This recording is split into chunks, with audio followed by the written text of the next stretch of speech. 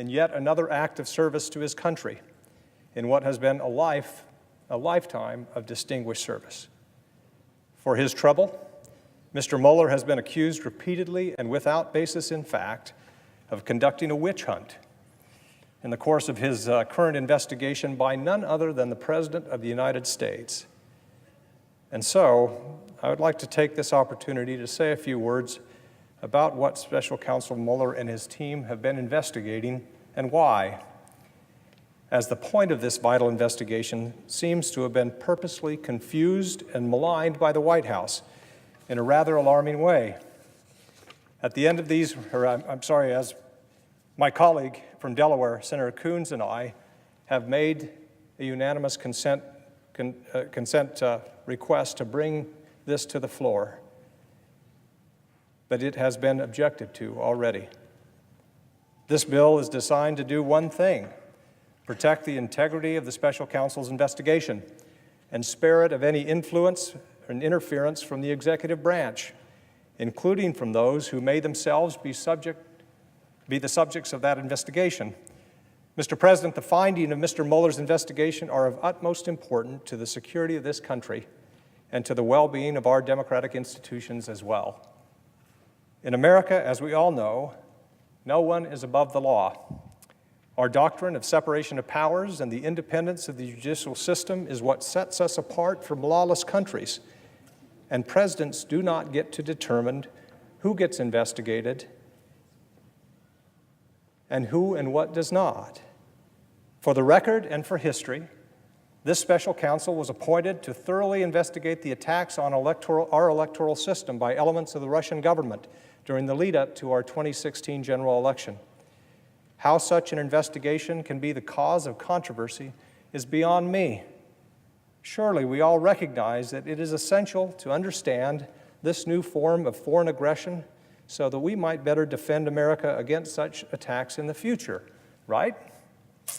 One would think that there would be unanimous national resolve to get to the bottom of such aggression from an enemy foreign power, especially a foreign power with whom we spent much of the second half of the 20th century locked in a global ideological struggle with, especially in their renewed aggression towards us, as they've targeted the institution that we have, and they don't, free and fair elections. Vladimir Putin knows that he could not defeat us on the battlefield, and he knows that the ideas at the center of his former empire were soulless and bankrupt. So he wants to rob us of what makes the United States superior to his autocracy. His goal is to turn us against ourselves, and in doing so, to destroy our democracy. This is a matter of grave national importance. This is not a moment for our national leadership to be weak or irresolute or compromised in any way. But some of us in Washington have seemed strangely incurious about just what the Russian malefactors did to America in 2016 at the direction of Vladimir Putin. Our president has been so incurious that at times over the past 2 years, he's been eager to accept Putin's denials at face value. In fact, our executive branch has generally been in such a state of denial about the attacks on our democracy that the White House has not been aggressive at all in defending against future attacks. I defy any of us to name a threat so grave to which the government of the United States that we, all of us, including this Senate, has responded so lackadaisical to. Why is that? With the firing of the Attorney General, and in my view, the improper installation of an acting Attorney General who has not been subject to confirmation by this body, the President now has this investigation in his sights, and we all know it. My purpose here is not to divine the President's motives in his seeming determination to sow doubt about and to curtail Mr. Mueller's investigation. If, as the President says, there was no involvement by anyone in his campaign with the Russian malefactors, then this investigation, properly conducted, will discover and document that. But Mr. Mueller has already brought dozens of indictments against Russian nationals, and it is in the national security interest of the United States to fully understand what they did to us in 2016. If the president doesn't understand this, we must.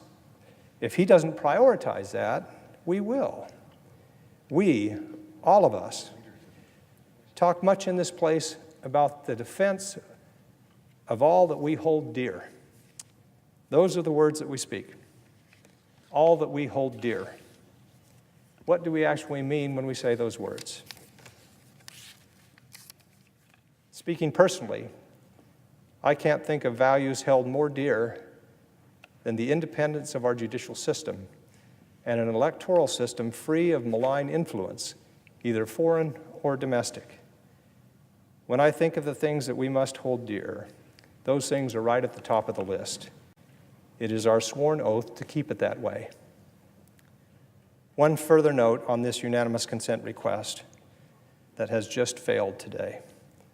Senator Coons and I are prepared to make it again and again until there is a vote on this vital bipartisan legislation on the Senate floor. And I have informed the Majority Leader that I will not vote to advance any of the 21 judicial nominees pending in the Judiciary Committee or vote to confirm the 32 judges awaiting confirmation on the Senate floor until S. 2644 is brought to the full Senate for a vote. Thank you, Mr. President. I yield to the senator from Delaware. Mr. President. Senator from Delaware. Mr. President, I first want to thank my colleague and my friend, Senator Flake, the senator from Arizona, for joining with me today in the floor and calling for action on a balanced bipartisan bill to uphold the rule of law, to avoid a constitutional crisis, and to secure the ongoing position of Special Counsel Robert Mueller as he moves to complete his investigation. This is a critical moment. Just a week ago today, President Trump forced the resignation of his Attorney General, Jeff Sessions, and effectively stripped Deputy Attorney General Rod Rosenstein of his authority to supervise the ongoing investigation by Robert Mueller, an investigation which, I'll remind you, just the same day that he forced Attorney General Sessions' resignation, the president attacked publicly as a hoax and a witch hunt. Now, let's just take a step back to remember the bigger picture here. Robert Mueller, a career federal law enforcement leader, a decorated combat veteran, a lifelong Republican, is leading an investigation into a foreign adversary's attack on our last election. This isn't about relitigating that election. It isn't about partisan politics. It is about protecting our democracy, as my colleague, Senator Flake, said, about protecting what defines us as a democracy. Yet our president is now in a position easily to interfere with or even end the Mueller investigation. Compounding that threat is the person who has been appointed as the acting Attorney General, Matthew Whitaker. I have separate concerns about Mr. Whitaker's novel legal theories well outside the mainstream, about whether his experience makes him an appropriate person to be acting Attorney General, whether his appointment is consistent with the Constitution and federal law, but I'll leave those concerns for another day. At the moment, I think Mr. Whitaker's comments about the Mueller investigation made a year ago make him a clear and present danger to the independence of the special counsel. In an editorial last year, Mr. Whitaker argued Mueller is dangerously close to crossing a red line, following reports he was looking into the president's finances. He said that without any examination of the facts or evidence. He said if the investigation goes too far, then, and he openly pondered ways, an attorney general could reduce Special Counsel Mueller's budget so low that, and I quote, his investigation would grind to a halt. For these reasons and others, I think Mr. Whitaker should recuse himself from overseeing the Mueller investigation, and we cannot wait for that action. We are asking our colleagues today, we have asked our colleagues today, to take a simple yet critical step to protect the special counsel and future special counsels in future administrations by supporting the Bipartisan Special Counsel Independence and Integrity Act. This is a bill crafted by Senator Graham, Senator Booker, myself, Senator Tillis, a bipartisan bill that, with the support of Senator Flake and the chairman, Senator Grassley, passed the Judiciary Committee in April by a strong bipartisan margin of 14-7. We had a hearing, we had a markup, we had a vote. It is ready for committee action. And while I appreciate repeated assurances by the Majority Leader and many other senators of the other party that it is not needed because they are confident that the president will take no inappropriate action to interfere with the ongoing investigation, why would we not take this simple preventive measure? Given the president's repeated actions, given his repeated statements about the Mueller investigation, why pose this risk when a simple vote here on the floor of the Senate could move this towards enactment? Let me be clear about what the bill does. It says that if a special counsel is removed, that counsel has the opportunity to challenge the removal in court. A panel of 3 federal judges would have 2 weeks to hear and determine whether the removal was based on good cause. If the panel doesn't find good cause, the counsel would be reinstated, and it preserves staffing, document, materials of the investigation while that matter is pending for that brief period. The bottom line is this: the special counsel legislation that we are urging today protects the integrity of the special counsel and future special counsel, something that members of this body of both parties have repeatedly and publicly said we value.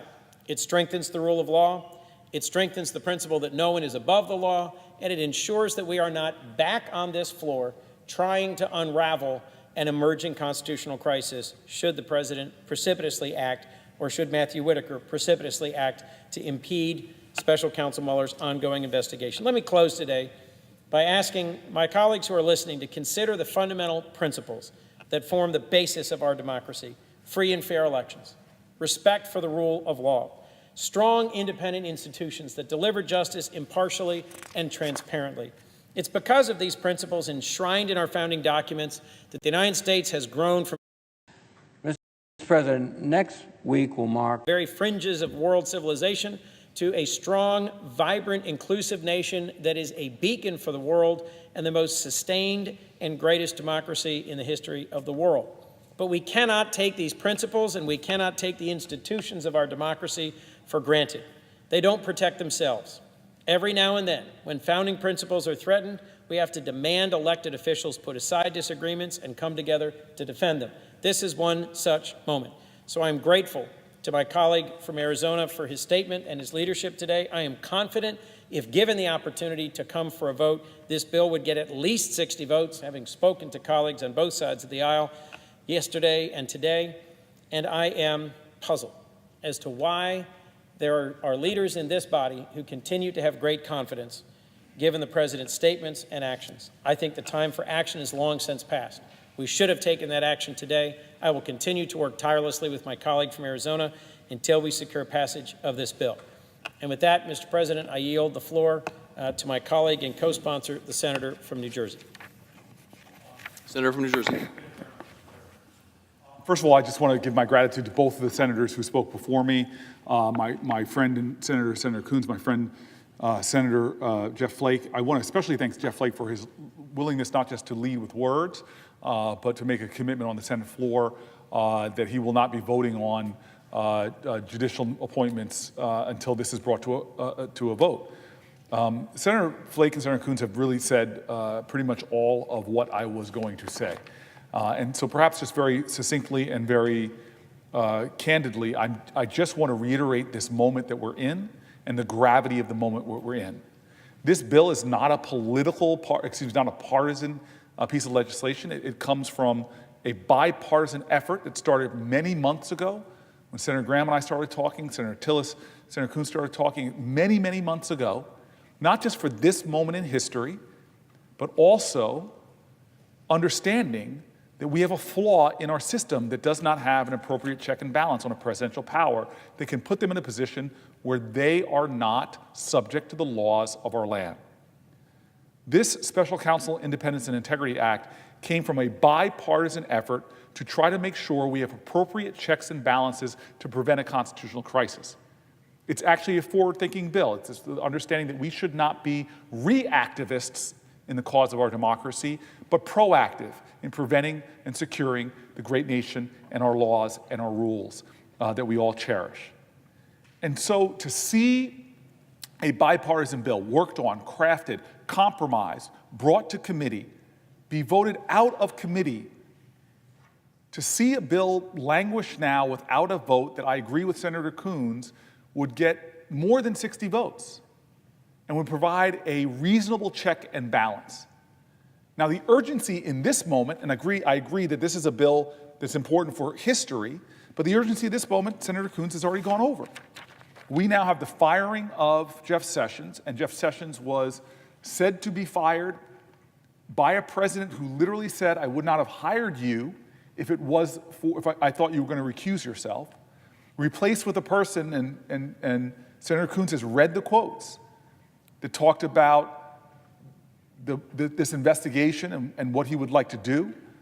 He called it a witch hunt, compromised himself now in the position that he's in. The idea that the integrity of this investigation, the idea that the urgency of the investigation will continue under his leadership is in question. That's why this bill is necessary. And more than that, we are a nation that has been, is, and will be under attack. All of our intelligence agencies have a consensus of the conclusion that our democracy is under attack. We need to understand what happened, what is happening, and how to prevent it from happening again, and hold those people accountable. This investigation has led to numerous guilty pleas. This investigation has led to numerous indictments, and it should be able to run its course without interference. And so I just conclude in saying there is an urgency in our country to uphold an ideal and a principle that no one, not a congressperson, not a senator, not a mayor, not a governor, not the President of the United States, no one in this country is above the law. And there is ample evidence of this body taking reasonable, measured, bipartisan actions to make sure we have the balanced government that was designed and intended by our founders. This is a reasonable, modest check and balance on presidential power to ensure that no one, including the President of the United States, is above the law. So I am deeply grateful for Senator Coons, Senator Tillis, Senator Graham, and especially for the leadership shown right now by Senator Flake in this important moment to avoid a constitutional crisis. Mr. President, thank you. Mr. President, Senator from Arizona. I want to thank the senator from Delaware, Senator Coons, the senator from New Jersey, Senator Booker, for doing this together with us and to make sure that we have this bipartisan piece of legislation here on the Senate floor. It is not unremarkable that you have such a bipartisan piece of legislation pass out of the Judiciary Committee. We don't have very many bipartisan pieces of legislation coming out of the Senate Judiciary Committee. But this one was, by a vote of 14-7, including the chairman of the committee. There is no reason why it shouldn't be brought to the floor. It was passed out of the Judiciary Committee on April 26th. I should note that the Judiciary Committee has been busy sending things to the floor during the intervening time. In fact, since April 26th, when this bill passed the Judiciary Committee, we have sent 49 nominations through to the floor that we have voted on and confirmed here on the floor. Since that time, the floor actually has voted on 50. There was one that was already in the queue. So on the floor, since this bill passed the Judiciary Committee, we have voted on 50 confirmations of the president's nominees. Many of these nominees were blue-slipped in Democratic states, some in Republicans. We've been able to move on all of them. There is no reason we shouldn't move on this vital piece of legislation to protect the special counsel. Now, when the leader said in April that there is no move on the special counsel, nobody is being fired, nothing to worry about here. If that was the case then, that certainly is not the case now.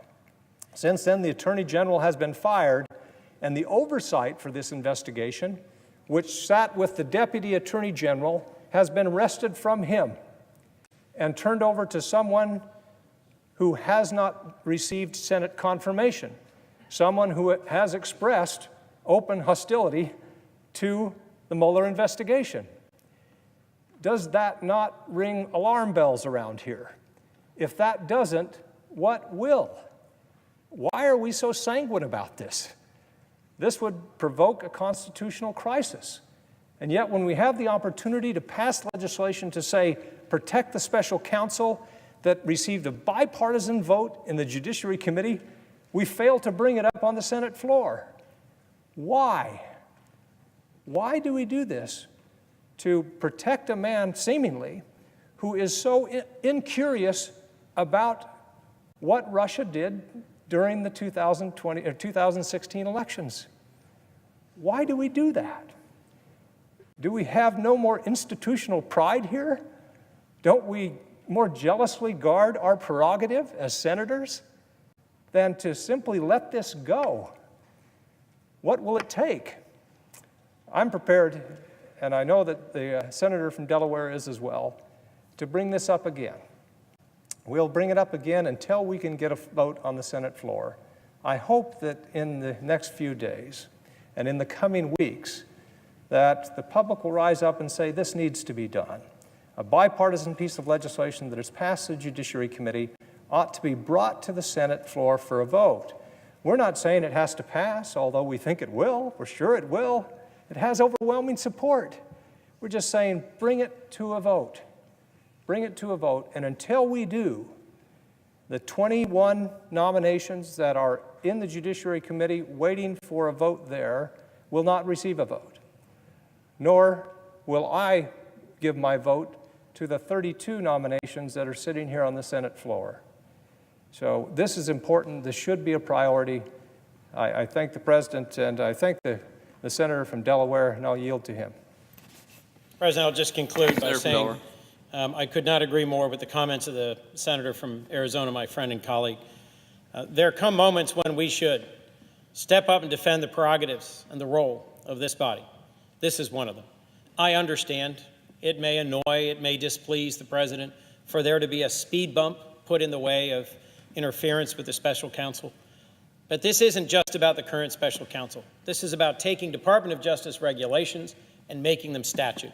This is about providing a small modicum of protection for the groundless removal of a special counsel. This is something that, as my colleague has said, deserves prompt attention on the floor. We have a few weeks between now and the end of this Congress, time when we could be taking up and confirming nominees, time when we could be taking up and moving other pieces of legislation. But you've heard a very clear position by my colleague that we won't be moving forward nominees in the Judiciary Committee. And if just one more colleague joins him, we might well begin to prevent nominations from moving on the floor as well. To what end? Simply to get a vote on the floor, simply to get an opportunity to be heard and for there to be a vote taken on this important piece of bipartisan legislation. I'm grateful